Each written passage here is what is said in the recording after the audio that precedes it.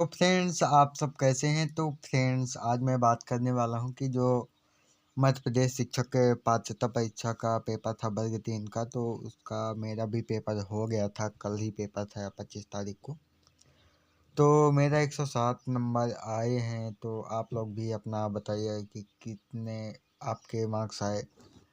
बाकी अगर आपको कुछ जानकारी चाहिए होगी कि कितना मार्क्स नॉर्मलाइजेशन में बढ़ गया घट सकते हैं, जैसे कि कुछ लोगों के, हमारे फ्रेंड्स के भी 70, 71, 72, 73, 74 इस नंबर तरह के नंबर आए हैं। तो उन लोगों का, वो लोग क्या पास हो सकते हैं, और ऐसे भी कि किन लोगों का बढ़ सकता है मार्क्स या फिर घट सकता है। तो अगर आपको इस तरह की कोई भी जानकारी चाहिए तो आप कमेंट कीजिएगा, मैं उसके लिए वीडियो बनाऊंगा। बाकी आप अगर आपने पेपर दिया था तो ज़रूर अपने मार्क्स शेयर कीजिएगा। अगर या फिर अगर आपको चाहिए वीडियो की, जैसे कुछ लोगों का 29 को है, 28 को है, 30 को है, तो अगर आपको कुछ भी जानकारी चाहिए तो आप कमेंट कीजिएगा, मैं उस पर अच्छे से वीडियो बना दूंगा सारी जानकारी के साथ। बाकी अगर पेपर देखें तो पेपर बहुत ना तो सरल ही था, ना ही कठिन था। मेरे हिसाब से तो जो ईवीएस थी वही सबसे ज़्यादा कठिन थी। बाकी अब तो मेन जब वो आंसर की आएगी तभी पता चलेगा कि इसमें कितने नंबर सही हुए। बाकी वहाँ पर तो टोटल मार्क्स ही दिखाता है, इसलिए थोड़ा मुश्किल हो जाता है अंदाज़ा लगाना कि किस में सबसे ज़्यादा गलत हुए। लेकिन जिस तरह के क्वेश्चन थे वहाँ पर, तो उस तरह से देखा जाए तो वहाँ पर तो ईवीएस ही सबसे ज़्यादा कठिन लग रही थी, क्योंकि वहाँ पर मैंने बहुत सारी जानकारी उसमें जैसे खेल से पढ़ा था, और भी उसमें जैसे अंतरिक्ष से क्वेश्चन आ रहे थे या फिर पारिस्थितिकी से रिलेटेड आ रहे थे। तो बहुत सारी चीज़ें पढ़ा था, लेकिन कुछ नहीं आए। सिर्फ खेल से देखा जाए तो एक क्वेश्चन आया था, उससे हॉकी से रिलेटेड था, उसकी किसी चीज़ की लंबाई पूछा गया था, गज में था।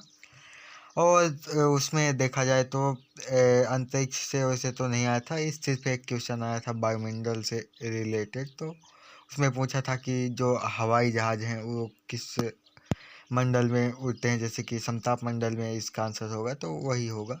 तो एक क्वेश्चन इससे आया था। बाकी ना तो अंतरिक्ष से कोई क्वेश्चन आया, ना ही खेल से रिलेटेड, पारिस्थितिकी से तो कुछ नहीं।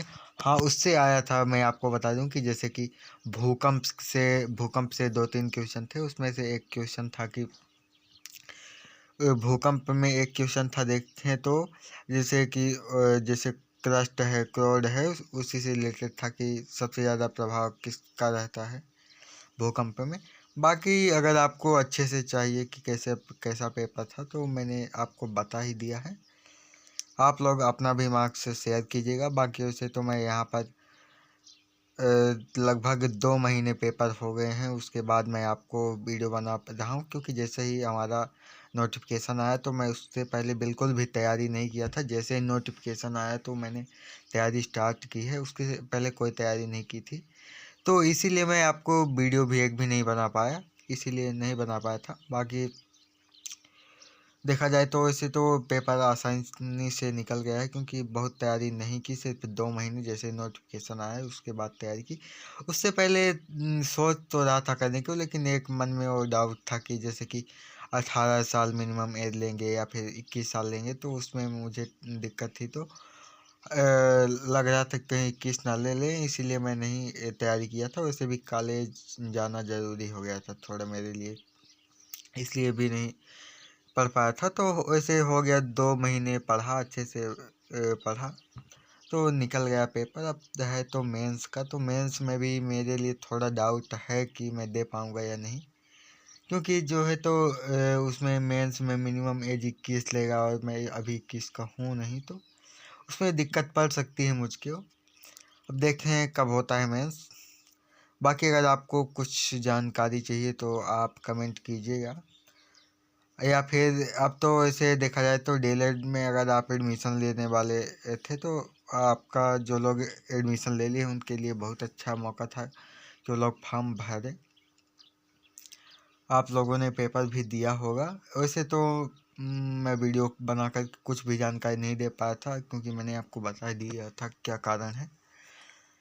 अब अगर आपको स्कॉलरशिप या इससे रिलेटेड या फिर और भी कोई जानकारी चाहिए तो आप कमेंट कीजिएगा, मैं उसके लिए वीडियो बनाऊंगा।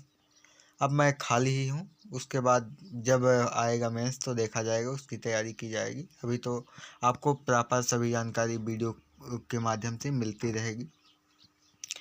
मिलते हैं नेक्स्ट वीडियो में। जय हिंद, जय भारत।